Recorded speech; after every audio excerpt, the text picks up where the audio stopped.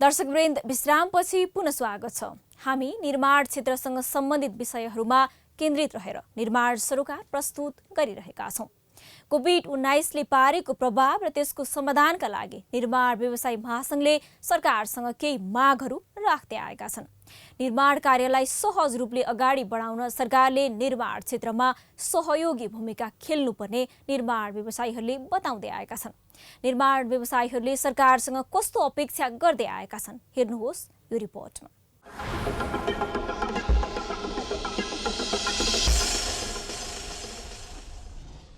कोभिड-19ले निर्माण व्यवसायमा पारेको प्रभाव र त्यसको समाधानका लागि सरकारसँग नेपाल निर्माण व्यवसायी महासङ्घले विभिन्न माग राखेको छ।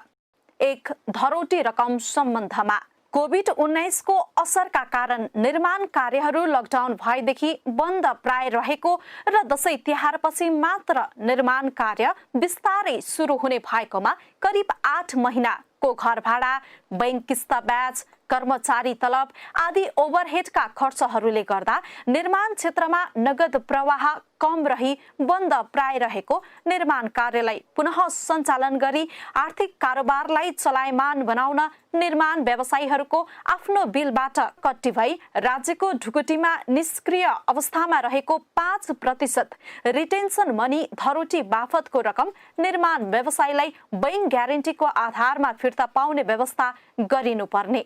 उक्त धरोटी बापतको रकम बजारमा आएको खण्डमा निर्माण व्यवसायीले जीवन्तता प्राप्त गर्न सक्ने तथा हाल निर्माण व्यवसायीहरूलाई रु 65 अर्ब नपुग भई बन्द प्राय रहेको सम्पूर्ण विकास निर्माणका कार्यहरू द्रुत गतिमा अगाडि बढी समयमा नै सम्पन्न हुने, निर्माण व्यवसायको उत्थान हुने र बजारमा नगद प्रवाह बढ्न गई देशको अर्थतन्त्र पनि चलायमान हुने भएकाले उक्त धरोटी बापतको रकम निर्माण व्यवसायीले बैंक ग्यारेन्टीको आधारमा फिर्ता पाउने व्यवस्था गरिनुपर्ने। यो 5% जुन धरोटी रकम पनि दिएर हामीलाई काम गर्ने वातावरण बनाइदिनु पर्छ र अहिले जुन हठात रूपमा चाहिँ विभिन्न निकायहरूले निर्णयहरू गरेर निर्माणको कामहरूलाई चाहिँ अवरोधहरू जुन हुने गरेका छ त्यसमा चाहिँ गम्भीर भएर अनावश्यक निर्णय गर्ने अधिकारीहरू चाहिँ दण्डित पनि हुनुपर्छ।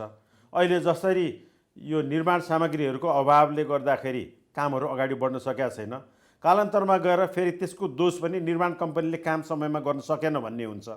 समयमा डिजाइन पाउँदैन, समयमा जग्गा प्राप्ति हुँदैन, यावत कुराहरूले गर्दाखेरि निर्माण उद्योग प्रताडित भएको छ।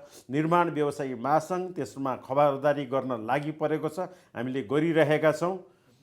2, कोभिड-19 को मापदण्ड तोक्ने सम्बन्धमा कोभिड-19 को समयमा निर्माण कार्य सुचारू गर्दा स्वास्थ्यका सामान नरहेको र सामान मापदण्ड तोकिनुपर्ने। कोरोनाको मापदण्ड सार्वजनिक निकायहरूले आफ्नो किसिमले बनाएर लागू गरेको पाइएको र यसरी फरक मापदण्ड लागू गर्दा कोभिड-19 को संक्रमण नियन्त्रणमा प्रभावकारिता नहुने, एकै प्रकृतिको निर्माण कार्यमा समेत फरक मापदण्ड लागू भई असमान अवस्था सृजना हुन जाने भएको र निर्माण व्यवसायीलाई समेत कार्य सम्पादनमा कठिनाई हुने भएकाले नेपाल सरकारले सबै सार्वजनिक निकायहरूलाई लागू हुने गरी एउटै किसिमको मापदण्ड तोकिनुपर्ने र कार्यान्वयनका लागि केही निश्चित रकम ओभरहेड खर्च समावेश गराउनुपर्ने।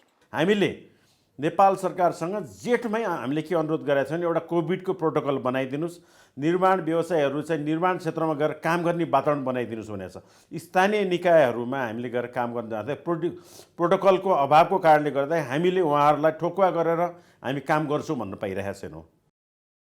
3, क्रेडिट लाइनको कमिसन सम्बन्धमा सार्वजनिक खरिद नियमावलीको नियम 65 4 को च बमोजिम सार्वजनिक खरिद अनुगमन कार्यालयले क्रेडिट लाइनको ढाँचा तोक्ने व्यवस्था भए अनुसार हालको व्यवस्था बमोजिम निर्माण व्यवसायीहरूले निर्माण कार्यको सम्झौताको समयमा पेश गर्नुपर्ने बैंक क्रेडिट लाइनको लागि ऋण सरह चाहिने धितो लामो समयसम्म होल्डमा बस्ने र सो राखे तापनि उक्त क्रेडिट लाइनकै आधारमा ऋण नदिने, पुनः धितो दिनुपर्ने प्रावधान रहेको र कमिसन पनि लागत इस्टिमेटको प्रति वर्षको दरले झण्डै 0.6% देखि 2.50% अत्याधिक कमिसन खर्च हुने हुँदा निर्माण लागत बढ्न जाने, व्यवसायी टाट पल्टने, सोबाट हुने खर्च राज्यको कोषमा पनि नजाने भएको हुँदा बैंकहरूलाई मात्र फाइदा हुने भएकाले सो क्रेडिट लाइनको व्यवस्था खारेज गरिनुपर्ने।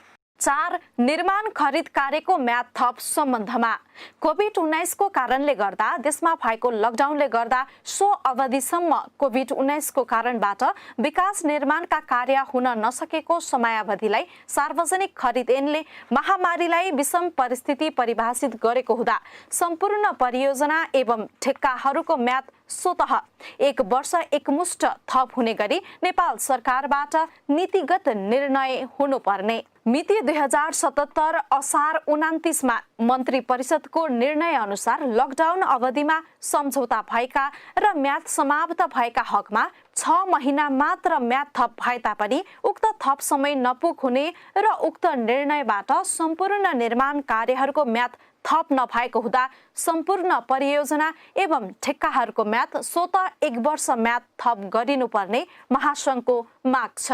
गत वर्षको माघ फागुनदेखि नै निर्माण क्षेत्र कोभिडको कारणले प्रभावित भयो, तर नेपाल सरकारले असार 29 गते सम्पूर्ण निर्माण कार्यहरूको लागि 6 महिना म्याद थप गरिदिन्छु भन्ने जुन एउटा मन्त्री परिषदको निर्णय हो त्यो कार्यान्वयन गर्ने स्थिति छैन। असार 29 गते भएको निर्णयमा चाहिँ त्रुटि भएको कुरा आज पुराना आयोजनाहरू पनि अगाडि बढ्न सकेका छैन।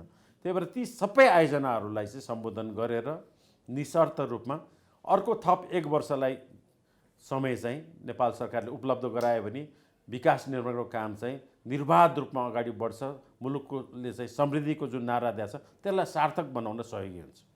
5. जरिवाना ब्याज र थप दस्तुर छुट सम्बन्धमा कोभिड-19 को असरले आर्थिक वर्ष 2075-76 वा सो भन्दा अघिसम्मको मूल्य अभिवृद्धि कर तथा आयकर विवरण पेश गर्ने र नगर्ने, मूल्य अभिवृद्धि कर तथा आयकरमा दर्ता भएका तर विवरण बुझाएका समेतका करदाताले आफूले बुझाउनु पर्ने बक्यौता मूल्य अभिवृद्धि कर, आयकर र विवरण 2078 असार मसान्तभित्र बुझाएमा सोमा लाग्ने जरिवाना थप दस्तुर र ब्याज छुट गरी एक पटकको लागि सवाकर मात्र चुक्ता गरे पुग्ने व्यवस्था गरिनुपर्ने।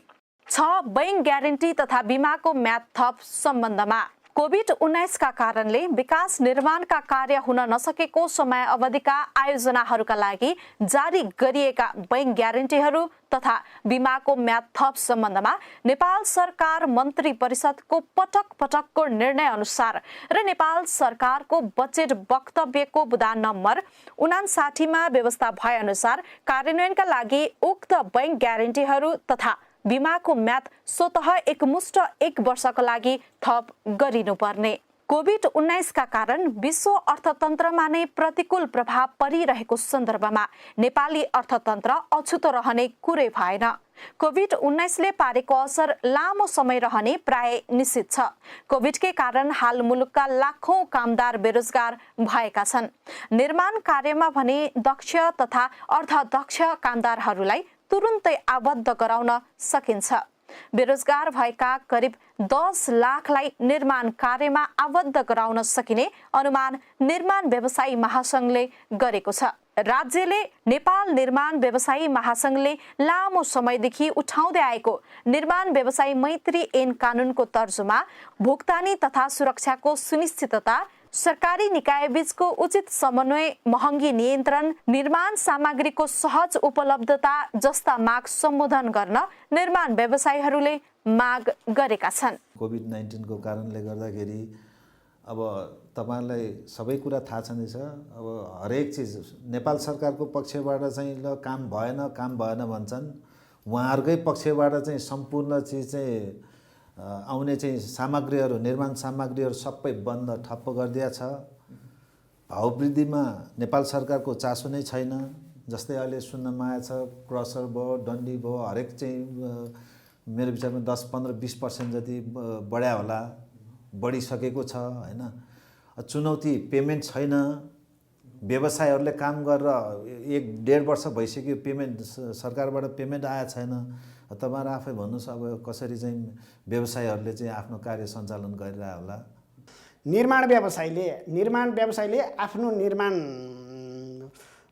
स्टोरमा कुनै पनि सामानहरू ल्याएर त्यसलाई चाहिँ ल्याब टेस्ट गर्दा यदि चाहिँ त्यो फेल भएको अवस्थामा त्यसलाई फिर्ता लैजाने व्यवस्था हुनु पर्यो। त्यो भइदियो भनेदेखि निर्माण व्यवसाय ठिक होला। यहाँ त हामी त त्यो आएका सामानहरूलाई पनि जबरजस्ती ल्याब टेस्ट पास गराएर जबरजस्ती चाहिँ त्यसमा राख्नुपर्ने अवस्था छ।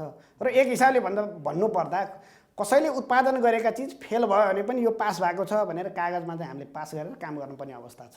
राज्यले महासङ्घको माग सम्बोधन गरेमा अहिलेको जटिल अवस्थामा पनि लाखौं बेरोजगारहरूलाई निर्माण क्षेत्रमा आबद्ध गराई खस्कदो अर्थतन्त्रलाई केही चलायमान मात्र होइन, वर्तमान सरकारले अघि सारेको समृद्ध नेपाल सुखी नेपालीको अवधारणालाई पनि मूर्त रूप दिन सकिने निर्माण व्यवसायीहरूले बताउँदै आएका छन्।